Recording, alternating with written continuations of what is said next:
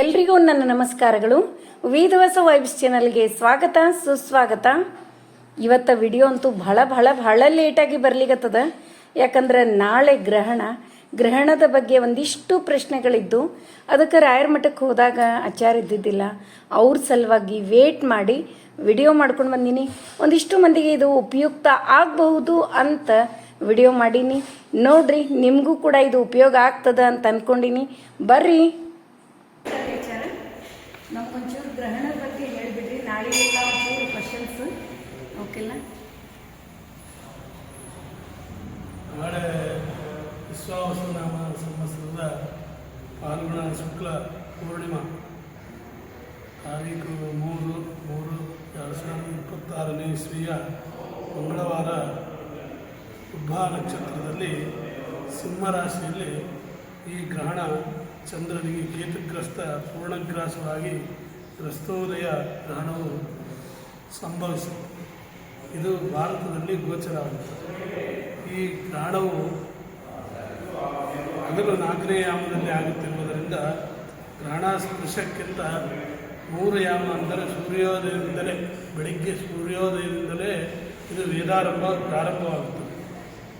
ಬೆಳಗ್ಗೆ ಸೂರ್ಯೋದಯದಿಂದಲೇ ವೇದಾರಂಭ ಪ್ರಾರಂಭ ಆಗುವುದರಿಂದ ಈ ದಿನ ಪೂರ್ತಿ ಯಾವುದೇ ಭೋಜನಕ್ಕೆ ಅವಕಾಶ ಇರುವುದಿಲ್ಲ. ಸಂಜೆ ಗ್ರಹಣ ಬಿಟ್ಟ ಮೇಲೆ ಸ್ನಾನವನ್ನು ಮಾಡಿ ದೇವ ಪೂಜಾ ವೈಶ್ವದೇವಾದಿಗಳನ್ನು ಮಾಡಿಕೊಂಡು ಪೂಜಾದಿಗಳನ್ನು ಮಾಡಿ ತದನಂತರ ಭೋಜನಾದಿಗಳನ್ನು ಮಾಡಬೇಕು. ಪೂರ್ಣಿಮಾ ಇತ್ಯಾದಿ ಕೆಲವು ಪೂಜೆಗಳನ್ನು ಮಾಡುವಂಥವರು ಗ್ರಹಣ ಬಿಟ್ಟ ಮೇಲೆ ಈ ಪೂಜಾದಿಗಳನ್ನು ಮಾಡಬೇಕು. ಈ ಗ್ರಹಣವು ಸಿಂಹರಾಶಿಯಲ್ಲಿ, ಉಬ್ಬ ನಕ್ಷತ್ರ ಸಿಂಹರಾಶಿಯಲ್ಲಿ ಸಂಭವಿಸುವುದರಿಂದ ಕೆಲವು ರಾಶಿಗಳಿಗೆ ಶುಭ ಫಲ, ಮಿಶ್ರ ಫಲ, ಅಶುಭ ಫಲ ರೀತಿಯಾಗಿ ಈ ಗ್ರಹಣ ದೋಷಗಳನ್ನು ಹೇಳಿದ್ದಾರೆ.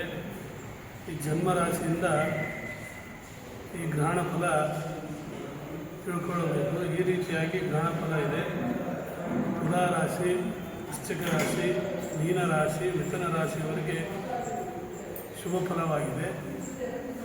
ಧನು ರಾಶಿ, ಕುಂಭರಾಶಿ, ಮೇಷರಾಶಿ, ಕರ್ಕ ರಾಶಿಯವರೆಗೆ ಈ ಗ್ರಹಣದ ಫಲ ಮಿಶ್ರ ಫಲವಾಗಿದೆ. ಸಿಂಹರಾಶಿ, ಕನ್ಯಾ ರಾಶಿ, ಮಕರ ರಾಶಿ, ವೃಷಭ ರಾಶಿವರೆಗೆ ಇದು ವಿಶೇಷವಾಗಿ ಅನಿಷ್ಟ ಫಲ ಇದೆ. ಈ ಗ್ರಹಣದ ಅದು ಸಿಂಹರಾಶಿಯಲ್ಲಿ ಕೇತುಗ್ರಸ್ತ ಗ್ರಹಣವಾಗಿದ್ದರಿಂದ ಉಬ್ಬ ನಕ್ಷತ್ರ ಸಿಂಹರಾಶಿಯಲ್ಲಿ ವಿಶೇಷವಾಗಿ ಈ ಗ್ರಹಣ ದೋಷ ಇರುತ್ತದೆ. ಈ ಗ್ರಹಣ ಸ್ಪರ್ಶವಾದಾಗ ಈ ಗ್ರಹಣವು ಮಧ್ಯಾಹ್ನ 3:19ಕ್ಕೆ ಪ್ರಾರಂಭವಾಗಿ ಸಂಜೆ 6:47 ಈ ಗ್ರಹಣವು ಮೋಕ್ಷವಾಗುತ್ತದೆ. ಆದ ಕಾರಣ ಈ ಗ್ರಹಣವು ಅಲ್ಪಕಾಲಿಕ ಗ್ರಹಣವಾಗಿದೆ.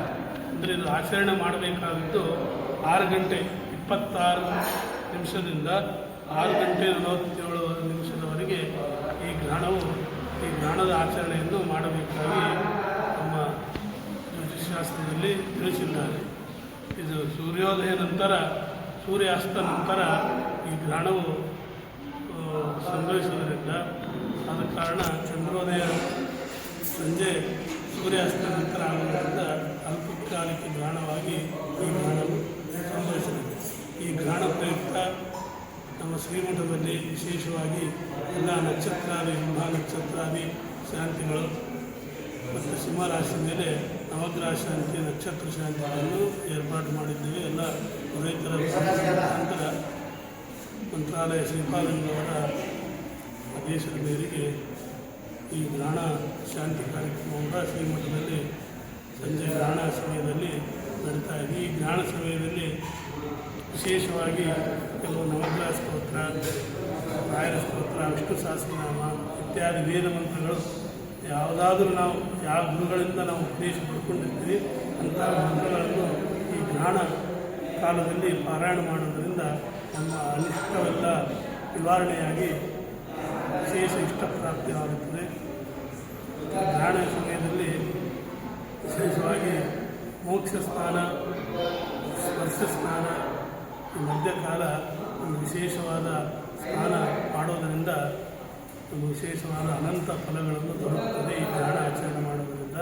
ಗ್ರಹಣ ಸಮಯದಲ್ಲಿ ಯಾವುದೇ ವಸ್ತುಗಳನ್ನು ಸ್ಪರ್ಶ ಮಾಡದೆ ಪುಟ್ಟ ಬಟ್ಟೆಯಲ್ಲಿ ಇದನ್ನು ಗ್ರಹಣ ಸ್ನಾನವನ್ನು ಮಾಡಿ ಈ ಗ್ರಹಣವನ್ನು ಆಚರಣೆ ಮಾಡಬೇಕು. ಒದ್ದಿಲೆ ಈಗ ಸ್ನಾನ ಮಾಡಿದ ತಕ್ಷಣ ಒದ್ದಿಲೇನೆ ಕೂತು ಸ್ತೋತ್ರ ಹೇಳ್ತೀನಿ ತುಪ್ಪದ ಬಗ್ಗೆ ಒದ್ದಿಲೆ ಸ್ತೋತ್ರನೇ ಹೇಳೋದು. ಪುಟ್ಟ ಬಟ್ಟೆಯಲ್ಲೇ ಸ್ನಾನ ಮಾಡಿ ಗ್ರಹಣ ಮುಗಿದತನ ಒದ್ದಿಲೆ ಇದ್ದು ಈಗ ಮುಂಜಾನೆ ಟಿಫಿನ್ ಅದು ಮಾಡ್ಬೋದು. ಮುಂಜಾನೆ ಟಿಫಿನ್ನು ಅಂದರೆ ಸೂರ್ಯೋದಯದಿಂದಲೇ ವೇದಾರಂಭ ಆಗಿರೋದ್ರಿಂದ ಮುಂಜಾನೆ ಪೂರ ಭಾಳ ಅಶಕ್ತರಿದ್ದರೆ ಅವರಿಗೆ 11 ಗಂಟೆವರೆಗೆ ಬಾಲಕರು, ಅಶಕ್ತರು, ಆಮೇಲೆ ರೋಗ ಪೀಡಿತರು ಇದ್ದರೆ ಅವರಿಗೆ 11 ಗಂಟೆಯವರೆಗೆ ಮಾತ್ರ ಅವಕಾಶ ಇದೆ. ಮಾಮೂಲಾಗಿ ಸೂರ್ಯೋದಯದಿಂದಲೇ ಇದು ಉಪವಾಸ ಇದೆ. ಗ್ರಹಣ ಬಿಡೋ ಥರ ಉಪವಾಸ ಇದೆ. ಗ್ರಹಣ ಬಿಟ್ಟ ನಂತರ ಮತ್ತೆ ಯಥಾ ಪ್ರಕಾರವಾಗಿ ಪೂಜಾದಿಗಳನ್ನು ಮಾಡಿಕೊಂಡು ಎಲ್ಲ ಧನ್ಯವಾದಗಳು. ಭಾಳ ಚಂದ ಹೇಳಿಕೊಟ್ರಿ. ಎಲ್ರಿಗೂ ಉಪಯೋಗ ಆಗ್ತದೆ. ಎಷ್ಟೋ ಮಂದಿಗೆ ಇದ್ರ ಬಗ್ಗೆ ಭಾಳ ಗೊಂದಲ ಇರ್ತದೆ. ಕ್ಲಿಯರ್ ಆಗಿ ಚೆಂದಾಗಿ ತಿಳಿಸ್ಕೊಟ್ರಿ. ಧನ್ಯವಾದಗಳು. ನೋಡಿದ್ರಲ್ಲ ಇವತ್ತಿನ ವಿಡಿಯೋ. ನಾಳಿನ ಗ್ರಹಣದ ಎಲ್ಲ ಡೀಟೇಲ್ಸು ನಿಮಗೆ ಸಿಕ್ತು ಅಂತ ಅಂದ್ಕೊಂಡಿನಿ. ಆದಷ್ಟು ಎಲ್ಲರೂ ಪಾಲಿಸ್ರಿ. ಎಲ್ರಿಗೂ ದೇವರು ಒಳ್ಳೆಯದನ್ನೇ ಮಾಡಲಿ ಅಂತ ಹೇಳ್ತಾ ಇವತ್ತಿನ ವಿಡಿಯೋ ಎಲ್ರಿಗೂ ಇಷ್ಟ ಆಯಿತು ಅಂತ ಅನ್ಕೋತೀನಿ. ನಮ್ಮ ವಿಡಿಯೋಗಳು ನಿಮಗೆ ಇಷ್ಟ ಆದರೆ ಲೈಕ್ ಮಾಡಿರಿ, ಶೇರ್ ಮಾಡಿರಿ. ಹೊಸದಾಗಿ ನೋಡ್ಲಿಕ್ಕತ್ತವರು ನಮ್ಮ ವಿಡಿಯೋಸ್ ಇಷ್ಟ ಆದರೆ ಬಿಡ್ಲಿಕ್ಕೆ ಹೋಗ್ಬೇಡ್ರಿ. ಲೈಕ್ ಮಾಡಿ, ಸಬ್ಸ್ಕ್ರೈಬ್ ಮಾಡಿರಿ. ಹಂಗೆ ಫ್ರೆಂಡ್ಸ್ ಆ್ಯಂಡ್ ರಿಲೇಟಿವ್ಸಿಗೆಲ್ಲ ಶೇರ್ ಮಾಡ್ತಿರಲ್ಲ. ಮತ್ತೆ ಮುಂದಿನ ವಿಡಿಯೋದಲ್ಲಿ ಸಿಗೋಣ. ಧನ್ಯವಾದಗಳು. ನಿಮ್ಮೆಲ್ಲರ ಪರವಾಗಿ ಹಾಗೆ ನಮ್ಮ ಕಡೆಯಿಂದನೂ ಶ್ರೀಧರಾಚಾರ್ಯರಿಗೆ ನಾನು ತುಂಬ ಹೃದಯದ ಧನ್ಯವಾದಗಳನ್ನು ಅರ್ಪಿಸ್ತೀನಿ. ಹಾಗೆ ರಾಯರ ಆಶೀರ್ವಾದ ಎಲ್ಲರ ಮೇಲೂ ಇರಲಿ ಅಂತ ಹೇಳ್ತಾ ಮತ್ತೆ ಮುಂದಿನ ವಿಡಿಯೋದಲ್ಲಿ ಸಿಗೋಣ. ಧನ್ಯವಾದಗಳು.